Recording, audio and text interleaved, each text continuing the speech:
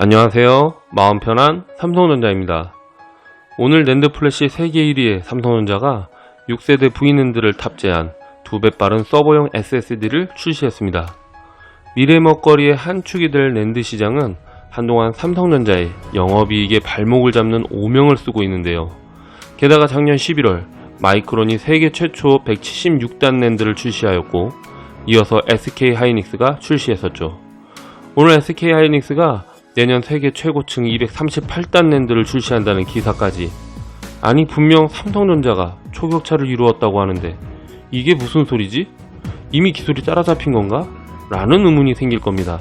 하지만 그 이면에는 또 다른 스토리가 있는데요.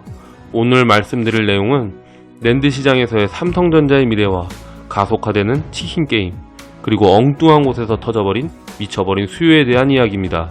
삼성전자가 오늘 출시한 서버용 SSD의 점유율은 삼성전자가 36.5%, 인텔이 27.3%로 거의 이강체제입니다. 이 서버용 SSD는 글로벌 IT 기업의 주요 공급이 되는데요. 최근 2년에서 3년 사이 글로벌 IT 기업들이 가장 중요하게 생각하는 빅데이터 기반의 클라우드 때문입니다. 수천 명의 클라우드 사용자에게 동시에 데이터를 빠르게 전송해야 하는 특성상 SSD는 필수적이기 때문에 동반 성장은 불을 보듯 뻔하죠.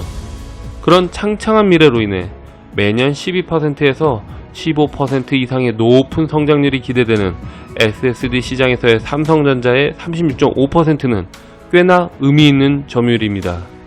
이번에는 개인용 SSD를 포함한 전체 SSD 점유율을 보시죠.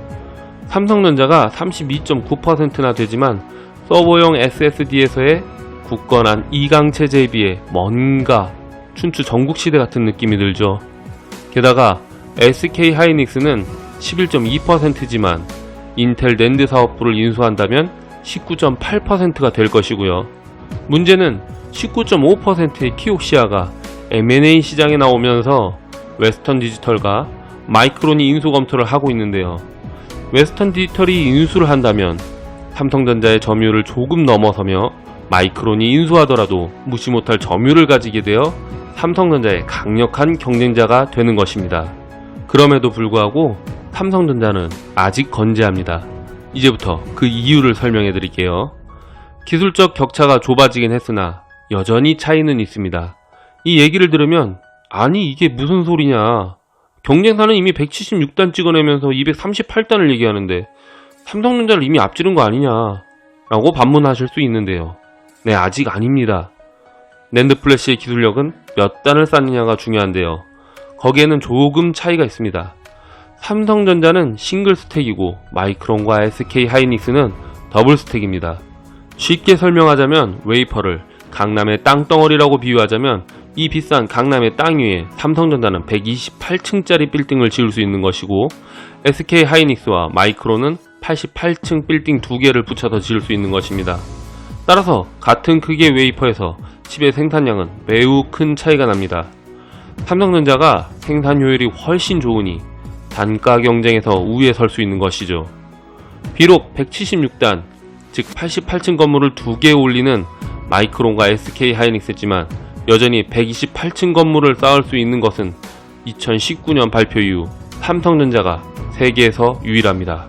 삼성전자는 아직 다음 세대인 7세대 V낸드의 적층수를 공개하지 않고 있는데요.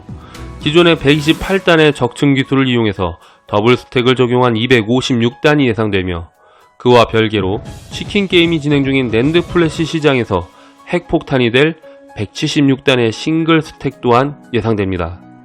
사실 이러한 기술적 격차로 인해 생산 단가가 저렴하면서도 성능이 좋은 삼성전자로 인해 다른 기업은 울며 겨자 먹기로 치킨 게임을 벌이고 있는 것이죠. 겉으로 봤을 때 춘추 전국시대처럼 보였던 점유율의 속내는 삼성전자만이 유일하게 수익을 내고 있으며, 모든 기업들은 사활을 걸고 매년 적자를 내면서도 쫓아올 수밖에 없는 모습이었던 것입니다. 왜 인텔이 사업 전망이 창창한 낸드 사업부를 매년 1조 이상의 적자를 내다가 SK 하이닉스에게 매각을 했는지, 세계 점유율 2위의 키옥시아가 매년 적자에 시달리며 M&A를 추진 중인지를 이제 조금 이해가 되시나요? 이미 한번 주제를 다뤘던 얘기지만 연관된 부분이 있으니 말씀드리겠습니다. 중국의 치아코인 채굴 광풍으로 인해 HDD는 물론 개인용 SSD의 수요가 폭발하여 현지에서 가격이 3배까지 뛰고 구할 수 없는 상황까지 왔다고 합니다. 치아코인은 기존의 GPU를 활용한 작업 증명 방식이 아닌 스토리지를 활용한 공간과 시간 증명 방식을 활용한 채굴이라고 하는데요. 기존 암호화폐의 작업 증명의 정도를 나타낸 게 노드의 숫자입니다. 노드가 많으면 많을수록 암호화폐의 근본적인 가치인 탈중앙화가 유지되는데요. 이는 분산이 더 많이 되어 있는 것이고 보안성이 향상된 만큼 코인의 가치가 올라가는 것이죠. 지금 세계에서 가장 많은 노드를 보유한 것이 비트코인과 이더리움인데요. 가상화폐 채굴장에서 제일 많이 채굴하는 두 개의 코인인 것이죠. 그런데 지금 이 두 개의 코인의 노드를 합친 것보다 더 많은 노드를 보유한 코인이 등장했습니다. 바로 치아코인입니다. 구형 HDD로도 채굴이 되는 치아코인은 전용 채굴기나 비싼 GPU에 비해서 진입 장벽도 낮습니다. 기존의 HDD로 채굴하는 파일 코인이 있지만 이 역시 비싼 채굴기와 담보를 필요로 해서 일반인의 접근은 어려운데요. 치아코인은 버려둔 컴퓨터에 하드디스크를 연결하면 바로 노드가 되어 수확이 됩니다. 그러다 보니 메인넷 진입 1개월 만에 노드가 11만 개를 돌파했습니다. 나중에 거래소 상장이 되면 노드 수가 비트코인과 이더리움의 합친 것의 5배가 되는 어마어마한 숫자이죠. 근데 이게 삼성전자랑 무슨 상관이냐고요? 하나만 기억하면 됩니다. 노드 수가 11만 개인데 지금도 기하급수적으로 증가하고 있다. 채굴하는 데 있어 필요한 HDD, SSD는 지금 구하기가 힘들고 특히 성능 좋은 삼성전자의 SSD는 현지에서 구하기 매우 힘든 상황이다. 게다가 이것은 일시적인 상황이 아닙니다. 앞으로도 이러한 스토리지 계열의 암호화폐는 계속 나올 예정인데요. 이제 그림이 좀 그려지시나요? 시장을 성장시키는 것은 수요입니다. 개인용 SSD라 할 수 있는 이 SSD의 수요 전망을 훨씬 상회하는 수요 대폭발로 인해 올해 성장 전망은 전망치를 크게 상회할 것으로 보이고 시장의 지배적인 위치에 삼성전자는 그 수혜를 보게 되겠죠. 지금은 D램에 비해 작은 비중이지만 낸드 시장의 미래는 밝습니다.